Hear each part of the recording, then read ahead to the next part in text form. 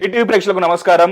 మొన్నటి వరకు వెనిజులా, కానీ ఈ రోజు పొద్దున్న నుంచి నిన్న నుంచి వినిపిస్తున్న ఇంకో కొత్త దేశం పేరు గ్రీన్లాండ్.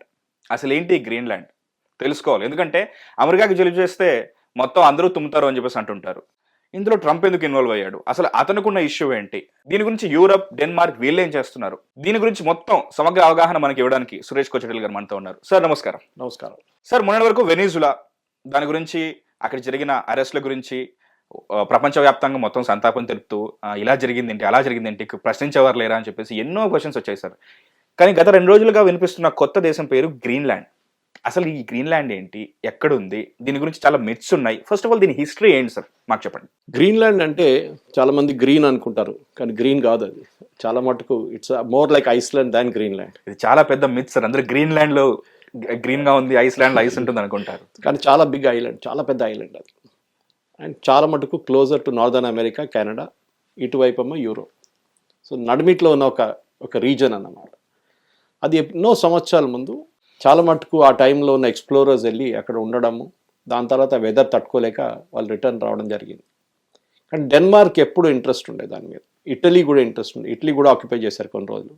ఆ టైంలో మనం మాట్లాడుతున్నాం, we are talking 1700s and all. ఈ షిప్పులు తీసుకొని, చిన్న షిప్పులు తీసుకొని వెళ్ళడము, క్రిస్టోఫర్ కొలంబస్ ఇటువైపు చూసాం, మన వాస్కో డ గామా ఇండియా వైపు చూసాం. అట్లాంటి వాళ్ళు చాలా మంది ఉన్నారు సీఫేరర్స్.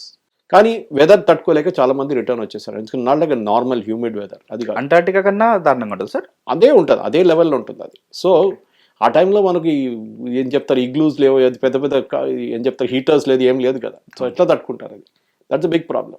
కానీ ఒక రీసెంట్ హిస్టరీకి రావాలంటే మనం we should go back to somewhere in 1800s. 1800sలోనే ఒక ఇంట్రెస్ట్ మొదలైంది డెన్మార్క్ గురించి. డెన్మార్క్కి గ్రీన్లాండ్కి రిలేషన్షిప్. ఒక ఇండిపెండెంట్ నేషన్గా గ్రీన్లాండ్స్ ఎప్పుడు ఎరగలేదు, పైకి రాలేదు.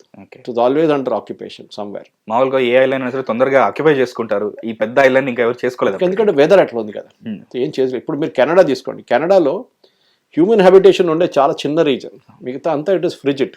Okay, just like Australia. Australia still is habitable, but it's ఏం చెప్తారు, ఎక్స్ట్రీమ్ వెదర్స్ ఉంది అక్కడ. ఓకే, ఇక్కడ ఒకటే సైడ్ వెదర్ ఉంటుంది అన్నమాట.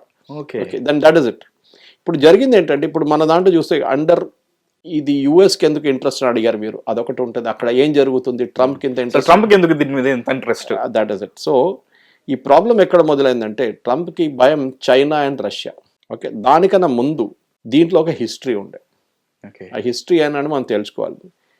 ఒకటి, యుఎస్ అక్కడ ఒక నేవల్ బేస్ అని చెప్పొచ్చు, ఒక ఎయిర్ ఫోర్స్ బేస్ అని చెప్పొచ్చు. ఆల్మోస్ట్ 1951లో సెటప్ చేశారు అది. ఓ, వీఆర్ నౌ ఇన్ 2026. అవును సార్. 1951లో ఒక బేస్ సెటప్ చేశారు అక్కడ, యుఎస్. అప్పుడు మనం అడగొచ్చు, కరెక్టే కదా, వాళ్ళ పాప అక్కడ ఉన్నారు ఇన్ని సంవత్సరాలు, వాళ్ళకి ఇచ్చేవచ్చు కదా అని చెప్పొచ్చు. కానీ ఆ బేస్ ఎట్లా సెటప్ చేశారంటే, దాన్ని ఫ్రమ్ థూల్ ఎయిర్ బేస్ అని ఉండే ముందు, దాని పేరు THULE, థూల్. అది ఎయిర్ ఫోర్స్ బేస్గా ఉంచుకున్నారు. ఇంట్రెస్టింగ్ ఏంటంటే, అక్కడ ఆ టైంలో 300 మంది వెళ్తుండే అంతే. అండ్ వాళ్ళకొక బెనిఫిట్ ఏంటంటే, అక్కడ వెళ్ళేటోళ్ళకి ఇన్కమ్ ట్యాక్స్ లేదు. యుఎస్ గవర్నమెంట్ ఏమన్నారు, సర్వ్ చేస్తున్న సోల్జర్స్ కానీ, నేవల్ పర్సనల్ కానీ, ఎయిర్ ఫోర్స్ వాళ్ళు కానీ, వాళ్ళకి ఇన్కమ్ ట్యాక్స్ ఉండదు. ఎందుకంటే అక్కడ వెళ్ళి ఉండాలి కదా వాడు, ఒక బెనిఫిట్ లాగా. So that one. దాని తర్వాత ఏం జరిగిందంటే, 1951లో ఒక ఒప్పందం చేసుకున్నారు. ఎవరు, డెన్మార్క్ అండ్ యుఎస్. సో మనది కొత్త కొట్లాడ కాదు, చాలా పాతది, మళ్ళీ తెర మీదకి వచ్చి అదే అంటారు. సో ఆ ఒప్పందాలు ఏం చేశారంటే, ఆ టైంకి 51లో సెకండ్ వరల్డ్ వార్ అయిపోయింది. ఆ టైంకి దాని తర్వాత ఒక న్యూక్లియర్ వెపన్ యూజ్ చేశారు ఫస్ట్ టైం. మనం చూసాం, హిరోషిమా నాగాసాకి మీద ఒక వెపన్ యూజ్ చేసినప్పుడు న్యూక్లియర్ అనే ఒక ఆప్షన్ తెలిసిపోయింది బయట. ఓకే, సో యుఎస్ ఏం చేశారంటే, ఇప్పుడు రష్యా కూడా డెవలప్ చేస్తున్నారు, మేము కూడా డెవలప్ చేసాం, రేపు రష్యా వైపు నుంచి మా మీద ఒక దాడి జరిగితే అది రూట్ ఇట్లా ఉంటుంది, రష్యా నుంచి వచ్చి, యూరోప్ పై నుంచి వచ్చి, గ్రీన్లాండ్ పై నుంచి వచ్చి యుఎస్ మీద పడుతుంది. ఓకే, సరే ఇటువైపు నుంచి కూడా ఆడొచ్చు. Okay, that is also possible. కానీ రేరిటీ ఛాన్స్ ఇక్కడ నుంచి ఎక్కువ ఉంటుందని గ్రీన్లాండ్లో పెట్టుకుంటే, ఈ మిసైల్ వచ్చే మిసైల్ని ట్రాక్ చేసి కొట్టచ్చు. మనం చూసాం, ఇజ్రాయెల్ ఐరన్ డోమ్ యూజ్ చేశారు గాజా వార్లో. ఈవెన్ హూతీలు ఫైర్ చేసిన మిసైల్స్ కానీ, ఇరాన్ ఫైర్ చేసిన మిసైల్స్ని ట్యాకిల్ చేయడానికి. దీని పేరు మార్చేశారు. దీని పేరు ఏం చెప్పేటంటే, Pituffik space base. Space base. Forget the first name, second name space. Now it is not air force or naval base, ఇప్పుడు ఇది స్పేస్. ఎందుకంటే they have to tackle the intercontinental ballistic missile. దాన్ని ట్రాక్ చేయడం అంటే, ఇప్పుడు ఎట్లయిపోయిందంటే, Israel కూడా చూసుంటారు మీరు, ఇరాన్లో ఒక మిసైల్ లాంచర్ నుంచి మూవ్ చేసి బయటకు తీసుకురావడానికి హాఫ్ అన్ అవర్ అయినా పడుతుంది, పెద్ద ట్రక్ ఉంటుంది. ఓకే. లేకుంటే ఏదైనా మీరు ఒక హౌసింగ్ కాంప్లెక్స్లో పెట్టారంటే అది ఓపెన్ చేయడానికి మీకు టైం పడుతుంది. అప్పుడు శాటిలైట్స్ అన్ని చూస్తూనే ఉంటారు, అది మూవ్ చేసి 24/7 ఎప్పుడు now this fellow has moved the missile, ఇప్పుడు అది లాంచ్ చేయబోతున్నారు, దాని ట్రజెక్టరీ ఏంటి అని చూసుకుంటారు. అండ్ వీళ్ళు ఇక్కడ సెట్ చేసుకుంటారు ఐరన్ డోమ్, ఇంకొక ఇన్కమింగ్ మిసైల్ మన S-400 ఎట్లా వాడాం అట్లనే, లేకుంటే ఆకాశ్ ఎట్లా వాడాం ఆపరేషన్ సింధూర్ టైంలో, వాడు అక్కడి నుంచి ఫైర్ చేస్తే మనం ఇక్కడి నుంచి ఫైర్ చేసి 2 మిసైల్ వచ్చి కొట్టుకుంటే ఫినిష్ అయిపోతుంది. ఓకే. ఇజ్రాయెల్ హస్ కూడా 3 tier ఐరన్ డోర్ సిస్టమ్, మనకు తెలిసింది అది. ఒకటి వాళ్ళ బేసిక్ ఐరన్ ఒకటి ఉంటుంది, దాని తర్వాత నెక్స్ట్ డేవిడ్ స్లింగ్ అని చెప్పి అనుకుంటుంది, that is about half way through అనమాట. డేవిడ్ స్లింగ్ అనేది it actually operates in the atmosphere. ఈ కొన్ని మిసైల్ అట్మాస్ఫియర్ నుంచి వచ్చి మళ్ళీ రీఎంటర్ అవుతుంది అట్మాస్ఫియర్ లోపలికి. సో ఆ టైంలో కూడా ట్యాకిల్ చేయడానికి డేవిడ్ స్లింగ్ అని ఉంది. Last one is called patriot, which is about 1000 kilometers అవే నుంచి లాంచ్ చేసి మిసైల్ కూడా కొట్టేస్తుంది. అది యుఎస్ దగ్గర అది లేదు, ఇప్పుడు కూడా లేదు. So they have only individual targeting అన్నమాట, ఒక ఇండివిజువల్ మిసైల్ టార్గెట్. సో వాళ్ళు ఇప్పుడు కొత్త గోల్డెన్ డోమ్ అని కట్టబోతున్నారు. గోల్డెన్ డోమ్ దానికి ఈ ప్రాజెక్ట్ కావాలి, వాళ్ళకి గ్రీన్లాండ్ కావాలి, అది గ్రీన్లాండ్ లో కావాలి. So that is the first thing. ఎందుకంటే యూఎస్ దగ్గర ఆల్రెడీ ఒక సిస్టమ్ ఉంది థాడ్ అని చెప్పి, THAAD. ఇంకోటి ది హ్యావ్ పేట్రియట్. ఈ 2 మిసైల్ సిస్టమ్స్ కూడా ఆల్మోస్ట్ లైక్ మన S-400 లాగానే ఉంటుంది, అది సేమ్ థింగ్. టెక్నాలజీ వైజ్ కొంచెం మార్పులు ఉన్నాయి అక్కడెక్కడ. సో 51లో ఈ ఒప్పందం చేసిన తర్వాత దీన్ని కన్వర్ట్ చేసుకున్నారు యాజ్ అ ఇది ఒక ఎర్లీ వార్నింగ్ రాడార్ సిస్టమ్ ఒకటి. అండ్ ఆ రాడార్ సిస్టమ్ నుంచే ఇది బ్యాలిస్టిక్ మిసైల్స్ని ట్యాకిల్ చేస్తుంది. ఓకే. సో కొత్తదేం కాదు, సో ఇది పాత స్టోరీ. ఎందుకు చేశారంటే, ఎందుకు ఇప్పుడు అర్జెన్సీ ఎందుకు వచ్చిందంటే, యుఎస్కి చైనా ఎక్కువ భయం రష్యా కన్నా. రష్యా యుక్రెయిన్ కొట్టుకుంటున్నారు, అక్కడ ఇద్దరు వస్తున్నారు. ఇక్కడ 1,00,000 మంది పోయారు, అక్కడ 1,00,000 మంది పోయారు. రష్యన్ ఇండస్ట్రీ కూడా కొలాప్స్ అయిపోయింది ఆల్మోస్ట్. వాళ్ళు కానీ ఇరాన్ నుంచి తెప్పించుకుంటున్నారు మిసైల్స్. ఇప్పుడు ఇరాన్ మీద కొట్టిన తర్వాత ఇరాన్ కూడా బంద్ చేసేసారు. రష్యా మీద ఎక్కువ భయం లేదు, ఇప్పుడు చైనా మీద భయం. చైనా ఏం చేస్తారు రేపు వాళ్ళు. దీని నడుమిట్లో చైనా ఒకసారి వచ్చి డెన్మార్క్ దగ్గర అడిగారు, మాకు ఐలాండ్లో ఒక బేస్ ఇవ్వండి. ఓకే. ఆల్రెడీ ఏదైతే యుఎస్ అక్కడ బేస్ పెట్టుకున్నారో ఇప్పుడు స్పేస్ గా మార్చుకుంటున్నారు. ఇప్పుడు అదే ప్లేస్ లో చైనా కూడా అడుగుతుంది, ఎందుకంటే వాళ్ళకు కూడా అదే ఐడియా ఉండొచ్చు. చైనా చూడండి, చైనాది ఏంటంటే ఎక్స్పాన్షనిస్ట్ పాలసీ, ఎస్పెషల్లీ జీ జింగ్పిన్ వచ్చిన తర్వాత ఎక్స్పాన్షనిస్ట్ పాలసీ ఉంది. జిబూటి ఆఫ్రికాలో వాళ్ళకి ఒక బేస్ ఉంది. 2600 పీపుల్ ఉన్నారు అక్కడ. హంబాబోటా పోర్ట్ అక్కడ కొలంబో దగ్గర, ఇట్ అండర్ చైనీస్ ఆక్యుపేషన్, వాళ్ళు తీసుకున్నారు. కొక్కో ఐలాండ్స్ అని చెప్పి చిన్న ఒక ఐలాండ్ స్ట్రెచ్ ఉండే, ఇక్కడ మన అండమాన్ నికోబార్ లో టాప్ మోస్ట్ ఐలాండ్ పైన. అవును సార్, బిలాంగ్స్ టు మయన్మార్. అక్కడ బ్రిటిష్ టైంలో 300 feet ఒక రన్వే ఉండే. ఇప్పుడు సడన్ గా శాటిలైట్ పిక్చర్ చూసినప్పుడు యుఎస్ వాళ్ళు అది 3000 అయిపోయింది. ఎవరు కట్టారు? చైనీస్. వాళ్ళు కూర్చున్నారు అక్కడ. సో ప్రతి చోట వాళ్ళకి ఎక్కడెక్కడ వాళ్ళకి దొరుకుతుందో అక్కడన్నీ చైనీస్ ఈ బెల్ట్ రోడ్ ఇనిషియేటివ్ అని మొదలు పెట్టారు చూడండి వాళ్ళు. ఇప్పుడు పోలార్ రోడ్ ఇనిషియేటివ్ అని చెప్పి గ్రీన్లాండ్ లో లాంచ్ చేద్దామని చెప్పి వాళ్ళు అడిగినప్పుడు ప్రశ్న అడిగారు. బెల్ట్ రోడ్ ఇప్పుడు మరి పోలార్ అది సపరేట్, ఇది separate. So Denmark said no, we will not give. Denmark కూడా ఇప్పుడు ప్రాబ్లం లేదు. ప్రెసిడెంట్ ట్రంప్ కి ప్రాబ్లం ఏంటంటే he wants the entire island. చిన్న బేస్ కాదు, మొత్తం ఐలాండ్ మాకు కావాలి, మా టెరిటరీ అయిపోవాలి. అది కాదు, అంత ఈజీ కాదు. ఎందుకంటే అక్కడ ఉన్న ప్రజలే ఆబ్జెక్ట్ చేస్తున్నారు ఫస్ట్. మనం ఒక మాట గుర్తుపెట్టుకోవాలి, ఎందుకంటే దీంట్లో చాలా మటుకు ఒక హిస్టరీ ఉందా అంటే ఒక హిస్టరీ ఉంది. ఏది యుఎస్ ఇట్లా కొనుక్కోవడంలో చాలా మటుకు హిస్టరీస్ ఉన్నాయన్నమాట. ఈ హిస్టరీ మొదలవుతుంది ఎప్పుడంటే మనం we would really go back and see Alaska అని వినుంటారు మీరు. అవును సార్, అలాస్కా. ఓకే. ఈ అలాస్కా బేస్ని యుఎస్ రష్యా దగ్గర నుంచి కొనుక్కున్నారు, అలాస్కా కంప్లీట్. ఓకే. ఆ టైంలో ఐ థింక్ $7 million ఎంత ఇచ్చారు. ఎప్పుడు సార్ ఇది? Way back. This is long way back. First Louisiana, దర్స్ a territory in US called Louisiana. అది ఫ్రెంచ్ వాళ్ళ దగ్గర నుంచి కొనుక్కున్నారు. ఫ్రెంచ్ ఆక్యుపేషన్ ఉండే అప్పుడు అక్కడ. ఫ్రెంచ్ వాళ్ళ దగ్గర నుంచి US, that was in 1803. Okay. 1803లో $1.5 million ఇచ్చి కొనుక్కున్నారు Louisiana. It's a part of US now. Alaska which was a Russian territory. Russia ఇదే మన నెహ్రూగా చెప్పిన డైలాగే, లదాఖ్లో ఏముంది, అక్కడ ఏం రాదు, ఏం కాదు అని చెప్పిన మనిషి ఇప్పుడు అది కూడా అలాస్కా కూడా యుఎస్ తీసుకున్నారు. And they paid at that time around $7.2 million. This was 1867. First one Louisiana was 1803, Alaska was 1867. అక్కడ ఆగలేదు. దాని తర్వాత ఇదే డెన్మార్క్ వాళ్ళు వెస్ట్ ఇండీస్ వైపు they was an island called Virgin Islands. Okay, that is called Danish West Indies at that time. దాన్ని 25 million ఇచ్చేసి 1917 1917లో 45 million తీసుకొని యుఎస్ కొనుక్కున్నారు అది. Because Denmark and West Indies, అందుకే Danish West Indies. So now that has become US Virgin Islands. So that is also part of US. ఇదన్నీ కొనుక్కున్నారు US. So US ఏమంటారు ఇది కొత్తదేం కాదు, మేము కొనుక్కోవచ్చు కదా ఎప్పుడైనా, మేము డబ్బులు ఇవ్వడానికి రెడీ ఉన్నాం. మీరు అమ్మడానికి మీరు రెడీగా లేరు. ఇది ఎట్లా అయిపోయిందంటే ఇప్పుడు ఏ దేశమైనా కానీ ఒక స్క్వేర్ ఇంచ్ కూడా ఇవ్వరు, ఎందుకంటే వాళ్ళ నేషనల్ ప్రెస్టీజ్. మన దగ్గర చాలా మంది అంటారు మనం వెళ్ళి పాకిస్తాన్ ఆక్యుపైడ్ కాశ్మీర్ గుంజుకుందాం, మనదే కాదా అని చెప్తారు. అది మంచిదే, అక్కడ వెళ్ళి రాండి ఒకసారి, అప్పుడు తెలుస్తుంది. ఎవరు ఇవ్వరు. నార్ will we give, Nar will any nation give. ఒక్కరు కూడా ఇవ్వరు, స్క్వేర్ ఫీట్ కూడా ఇవ్వరు మీకు.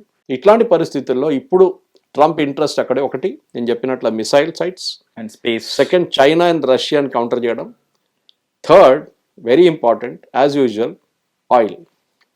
అక్కడ ఆయిల్ నిల్వలు కూడా ఉన్నాయా సార్? కానీ ఇప్పుడు దాకా తవ్వలేదు. ఆయిల్ ఉన్నాయి. 15% of the world's oil is in Greenland. After Venezuela ఇప్పుడు తెలిసిపోతుంది. కనెక్ట్ ద డాట్స్ అంటారు చూడండి ఇంగ్లీష్. అవును సార్. అది కాకుండా లోకంలో ఉన్న 30% of gas reserves is in Greenland. Exploit చేయలేదు ఇప్పుడు దాకా. ఎక్స్ప్లాయిట్ చేయరు ఎందుకంటే చాలా హార్ష్ వెదర్, డబ్బులు చాలా పెట్టాలి. వచ్చిన తర్వాత వస్తుందో లేదో అది కూడా తెలియదు.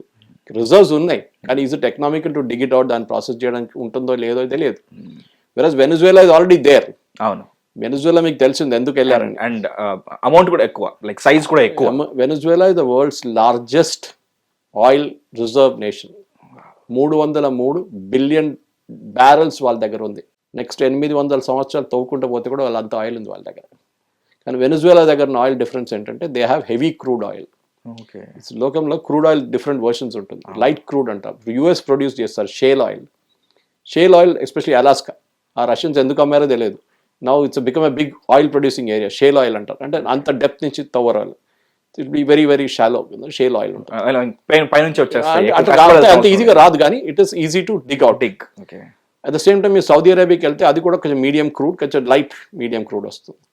వెనిజువేలన్ క్రూడ్ ఇస్ హెవీ క్రూడ్. మన ఎగ్జాంపుల్ ఇవ్వాలంటే మీకు మన డాంబర్ ఉందా, tar road, viscosity, that comes from that only. That oil is use for vitamin. Okay, so that processing చేయడానికి చాలా కష్టం దాన్ని. యుఎస్ దగ్గర చాలా మటుకు రిఫైనరీస్ ఉంది, ఎప్పుడో కట్టారు వాళ్ళు. ఎందుకు, కెనడా నుంచి కొనే ఆయిల్ అదే క్వాలిటీ ఆఫ్ ఆయిల్ అన్నమాట. కానీ ఇప్పుడు కెనడా 72% ఆయిల్ కెనడా దగ్గర నుంచి కొనుక్కుంటారు. కానీ చాలా మటుకు సదర్న్ లూసియానా వైపు ఉన్న టెరిటరీలో రిఫైనరీస్ అన్ని మూతపడ్డది. క్రూడ్ ఆయిల్ లేదండి. అప్పుడు వెనిజువేలాని తీసుకొని వెనిజువేలన్ ఆయిల్ తీసుకొచ్చి ప్రాసెస్. ఇది Venezuela nothing to do with మడూరో ఇదంతా ఈ జియో పాలిటిక్స్ది ఇంకొక యాంగిల్ ఉంది. అందరూ మన మడూరో గురించి కాన్సన్ట్రేట్ చేస్తున్నా, కానీ ట్రంప్ కాన్సన్ట్రేట్ చేస్తున్నా మా రిఫైనరీస్ కి ప్రాసెసింగ్ కెపాసిటీ ఉంది కానీ ప్రాసెసింగ్ ఏం లేదు, ఇది తీసుకొచ్చి ప్రాసెస్ చేద్దామని చెప్పేసి. సో ఇంత పెద్ద పిక్చర్ ఉంది సార్. సో దాని వెనక I just give you as a example of Venezuela. ఇక్కడ అది కాదు, ఇక్కడ ఇంకా ఎక్స్ప్లాయిట్ చేయొచ్చు, చేయలేదు ఇప్పుడు దాకా. కానీ ప్రాబ్లం ఎక్కడ వస్తుందంటే యూరోపియన్ నేషన్స్కి భయం, ఈ ట్రంప్ ఇక్కడి నుంచి ఆగుతాడా, రేపు ఇంకేమైనా వచ్చి గుంచుతాడా అని. సో డెన్మార్క్కి అక్కడ వాళ్ళ ప్రజలకు ఒక ప్రాబ్లం ఏంటంటే ఇది ఇంత ఈజీ కాదు ఇవ్వడం ఒక territory, even though it's semi autonomous territory. అక్కడ కూడా 50,000 మంది ప్రజలు ఉన్నారు. వాళ్ళకి వాళ్ళ అప్రూవల్ కూడా కావాలి, కానీ వాళ్ళు ఇప్పుడు ప్రొసెషన్స్ తీస్తున్నారు. అది కాదు, ఇప్పుడు యూఎస్ ఏమంటున్నారు, మీకు ప్రతి మనిషికి we will give $100,000. ప్రతి మనిషికి ఎంతమంది ఉంటే అంతమందికి $100,000. ఇప్పుడు వాళ్ళు అంటారు మాకు అద్దు అంటారు, కొంతమంది కావాలంటారు, చెప్పలేదు.